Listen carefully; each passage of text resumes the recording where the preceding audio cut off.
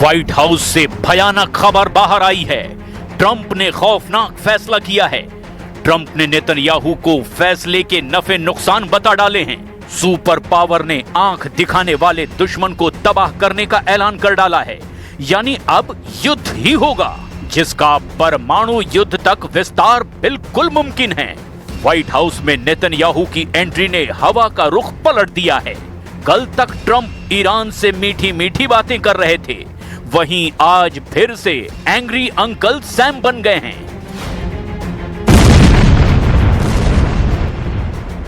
I think it'd be foolish if they didn't. We took out their nuclear power last time, and we'll have to see if we take out more this time. बीबी का जादू चल गया, खाड़ी युद्ध भड़क गया।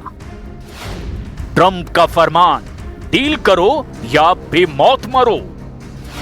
Khamenei ने war zone में उतारे 5 करोड़ लड़ाके। ऑयल फील्ड में अमेरिका का परमाणु तूफान।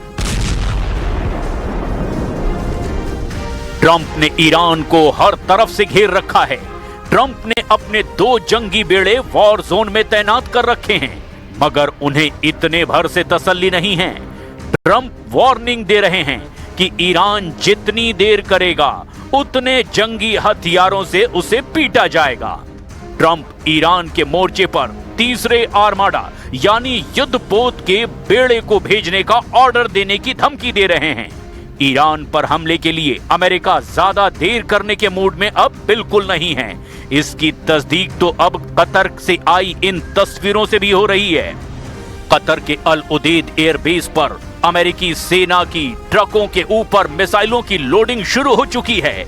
ट्रंप ने पैट्रियट मिसाइलों को सेमी स्टैटिक लॉन्चर स्टेशनों की बजाय मोबाइल ट्रकों में लोड करके ईरान को क्लियर मैसेज भेजा है। व्हाइट हाउस से रिलीज हुई ये तस्वीर देख लीजिए। इजराइल के पीएम नेतन्याहू पूरी तरह से बेफिक्र हैं। उनके साथ ट्रंप के विशेष दूत स्टीव विटकॉफ हैं। इस वक्त ट्रंप के सबसे खासम खास कहे जाने वाले उनके दामाद जेरेड कुशनर नेतन्याहू के साथ ठहाके लगा रहे हैं। ये तस्वीरें ईरान के कलेजे पर खंजर चला रही हैं। मगर ईरान भी कमजोर नहीं पड़ रहा। ईरान की सड़कों पर सुपर पावर को बर्बाद कर डालने की हुंकार गूंज रही है। अमेरिका से लड़ने के लिए खामनेई के करोड़ों लड़ाके ईरान में उबल रहे हैं। ईरान के चौराहों पर मिसाइलें तान दी गई हैं। खामनेई के लड़ाके मैदाने आजादी से ट्रंप को चैलेंज दे रहे हैं।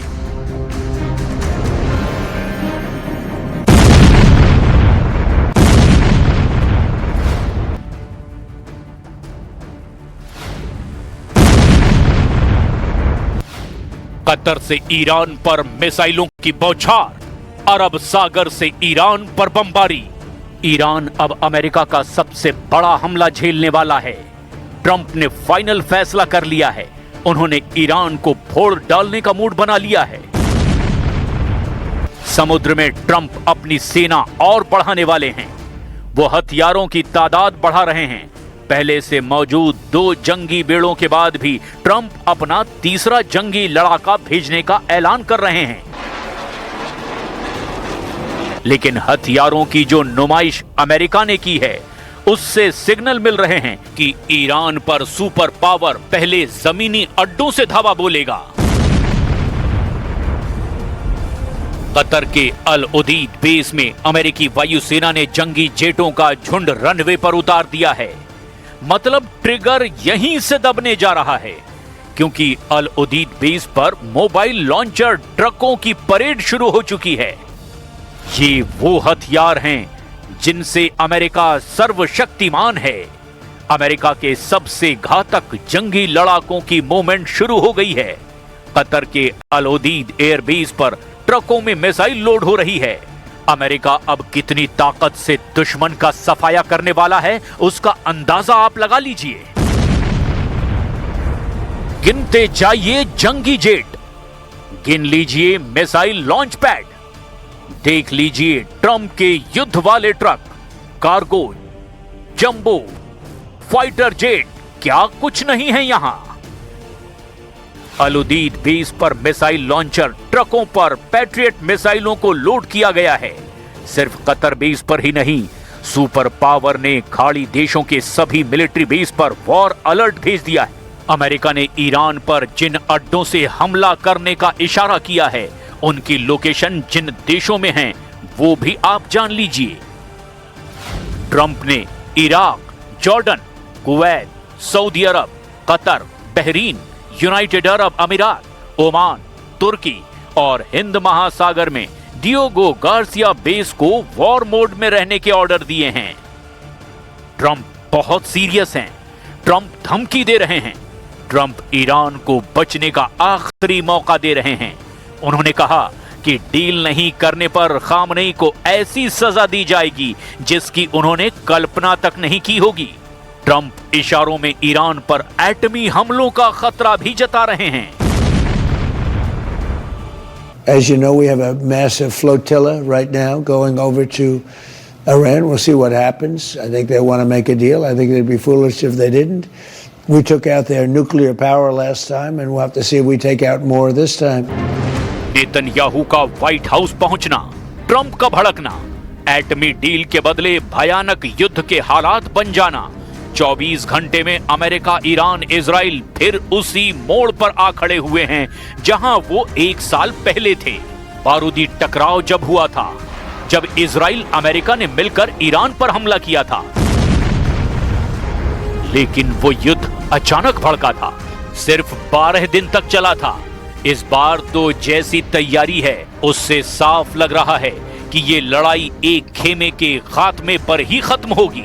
ईरान के राष्ट्रपति ने ऐलान किया है कि वो न्यूक्लियर वेरिफिकेशन के लिए रेडी हैं, लेकिन किसी के प्रेशर में नहीं आने वाले। इस्लामिक क्रांति की 47वीं सालगिरह पर ईरान के दुश्मनों से हिसाब बराबर करने की धमकी भी दे डाली है। دنبال سلاح هسته‌ای نیستیم. ما بارها و بارها این رو اعلام کردیم و آماده هر گونه راستی آزمایی هستیم. ईरान दावा कर रहा है कि उसे एटम बम की जरूरत नहीं है। दुनिया की जिस एजेंसी से चाहें उसके एटमी अड्डों की जांच भी करा ली जाए, लेकिन ईरान को धमकाना बंद किया जाए। ईरान ने अपने मिसाइल प्रोग्राम पर किसी भी तरह की डील से साफ इनकार कर दिया है। उधर इजराइल इसी जिद को एटमी डील की रेड लाइन बता रहा है। नेतन्याहू के व्हाइट हाउस पहुंचने की असल वजह भी यही है। इजराइल बार बार ये धमकी दे रहा है कि ईरान ने मिसाइल प्रोग्राम की रेड लाइन क्रॉस की तो वो अमेरिका के बिना ही ईरान पर हमला शुरू कर देगा। इजराइल के इस थ्रेट को ईरान अच्छी तरह भांप चुका है। ईरान के विदेश मंत्रालय के प्रवक्ता इस्माइल बाघेरी ने बताया कि ट्रंप से हो रही डील में सभी पहलुओं पर सावधानी बरती जा रही है। نمیتوانیم یک روند دیپلماتیک رو شروع بکنیم بدون اینکه در نظر داشته باشیم در 10-15 سال گذشته چه اتفاقی افتاده، در همین 7-8 ماه گذشته چه عمل کردی رو طرف مقابل داشت. همه اینها ما رو ملزم میکنه که इजराइल के पास इस बात की पुख्ता रिपोर्ट है कि ईरान हर महीने सैकड़ों मिसाइल बना रहा है। कुछ रिपोर्ट्स में आंकड़े हर महीने 300 मिसाइल बनाने के भी हैं। यही वजह है कि नेतन्याहू को लग रहा है कि जितनी देर ईरान पर हमला करने में होगी, उतनी ज्यादा मिसाइल बनाकर ईरान उसके लिए बड़ा खतरा बन जाएगा। क्योंकि एक बार ईरान ने मिसाइल दागनी शुरू की तो फिर बचने का कोई रास्ता नहीं बचेगा। वहीं समंदर में मौजूद ट्रंप के जंगी बेड़ों का काल भी ईरान के पास है। ईरान की नेवी के पास ऐसी करीब 4000 मिसाइल बोट हैं। हर मिसाइल बोट में 2 एंटीशिप मिसाइल होती हैं, साथ में 2 टॉर्पीडो लॉन्चर होते हैं। ये मिसाइल बोट 25 से 35 किलोमीटर की रेंज में दुश्मन जहाज को तबाह कर सकती है। अब जरा सोचिए कि अगर ईरान के पास ऐसी 4000 मिसाइल बोट हैं, तो वो दुश्मन के लिए कितना बड़ा खतरा साबित होंगी। ईरान के मिलिट्री पावर के वीडियो आए दिन सामने आते हैं। ये वीडियो खामनेई की सेना का हौसला बढ़ाते हैं। यही वजह है कि जब ट्रंप की तरफ से बार बार ईरान को परमाणु मुद्दे पर धमकी दी जा रही है, तब ईरान और आक्रामक होकर उसका जवाब दे रहा है।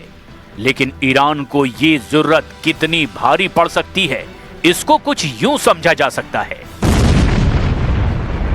अमेरिका ने जून 2025 में ईरान पर B-2 बम वर्षकों से हमला किया था। यह हमला डिएगो गार्सिया बेस से लॉन्च हुए B-2 ने किया था। अगर अमेरिका ने इस बार भी ईरान पर डिएगो गार्सिया से मिसाइलें और बम दागने शुरू किए तो क्या हो सकता है? हिंद महासागर में ब्रिटिश इंडियन ओशन टेरिटरी में मौजूद डिएगो गार्सिया बेस की हवाई दूरी करीब 4000 किलोमीटर है, जहां अमेरिका ने B-2 स्टिल्थ बम वर्षकों का बेस बना रखा है। इसके साथ डिएगो गार्सिया पर सुपर पावर का B-52 स्ट्रेटोफोर्टिस बम वर्षक भी तैनात है। डिएगो गार्सिया में अमेरिका के कम से कम 4 F-15 जेट की तैनाती रहती है। ट्रंप की सेना डिएगो गार्सिया पर रिफ्यूलिंग टैंकर कहे जाने वाले KC-135 एयरक्राफ्ट की भी तैनाती रखती है। यूएस नेवी और यूएस एयरफोर्स के वो हथियार डिएगो गार्सिया पर हैं जिनकी काट दुनिया में किसी के पास नहीं है। अमेरिका दुश्मनों को भ्रम में डालकर अक्सर डिएगो बेस से दहलाता रहा है। कतर के अल उदीद बेस से अमेरिका के हमले की उम्मीद इसीलिए कम है क्योंकि मुस्लिम देशों ने पहले ही साफ कर रखा है कि वो अपने जमीन से ईरान पर हमला नहीं होने देंगे। मतलब अमेरिका तैयारी तो खाड़ी देशों के अड्डों पर कर रहा है, लेकिन ईरान पर हथौड़ा गिरेगा डिएगो गार्सिया जैसे सुपर सीक्रेट लॉन्च पैड से। वैसे भी अमेरिका सरप्राइज देता है। दुश्मन की सोच से परे वॉर प्लान बनाकर अमेरिका घर में घुसकर मारता है।